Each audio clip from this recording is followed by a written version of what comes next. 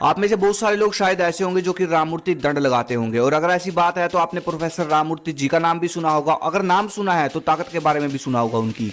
और जिनको नहीं पता उनकी ताकत के बारे में, तो भाई मैं आपको थोड़ा सा एग्जाम्पल दे देता हूँ। राममूर्ति जी के अंदर इतनी ताकत थी कि एक बार उनके खाने में अंग्रेजों ने जहर मिला दिया। रुको रुको, अंग्रेजों ने नहीं, निहायती हरामजादे नीच गिरे हुए अंग्रेजों ने जहर मिला दिया। अब बन गई बात। तो हुआ क्या, जब राममूर्ति जी को पता चला कि उनके खाने में जहर है, तो उन्होंने जो राममूर्ति दंड का निर्माण किया था, जो राममूर्ति दंड वो लगाया करते थे, उन्होंने वो 10,000 दंड एक साथ लगा दिए और पसीने से लथपथ हो गए और पसीने के थ्रू जहर बाहर निकाल दिया।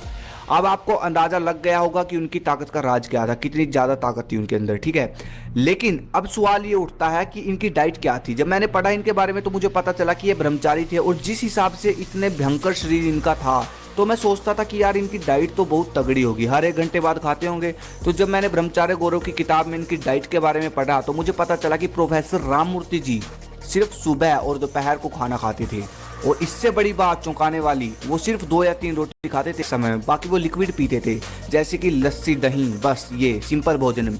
फिर इतनी ताकत कैसे आ गई, तो मुझे पता चला उनको भोजन के पचाने का प्रोसेस वो जानते थे। भोजन के कण कण को पचाकर ताकत में कैसे बदला जाए, इसका उनको भली भांति पता था।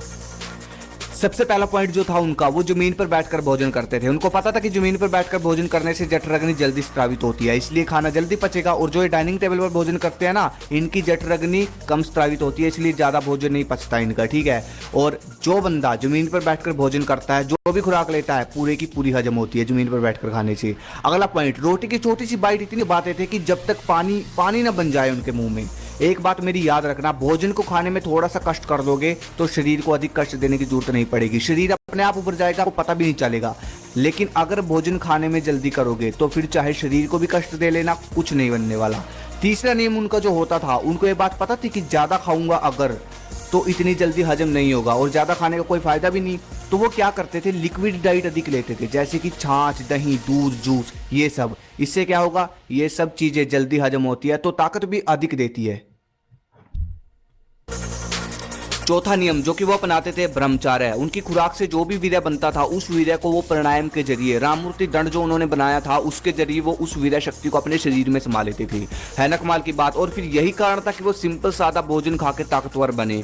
इन सब चीजों से पता है क्या पता चलता है हमको, राममूर्ति जी को जितनी भी खुराक वो खाते थे, जितना भी भोजन करते थे, उस भोजन को कैसे पावर में कन्वर्ट करे, बल में कैसे बदले, इस चीज का राममूर्ति जी को भली भांति पता था। और कैसे उन्होंने बदला, किन तरीकों से बदला, मैंने ऊपर आपको सभी पॉइंट बता दिए। मैं आशा करता हूँ ये चीज आपकी समझ में आ गई होगी, और इन चीजों को, इन नियमों को आप अपनी जिंदगी में फॉलो करोगे और रिजल्ट पक्का मिलेगा। और धन्यवाद। जय हिंद, जय भारत।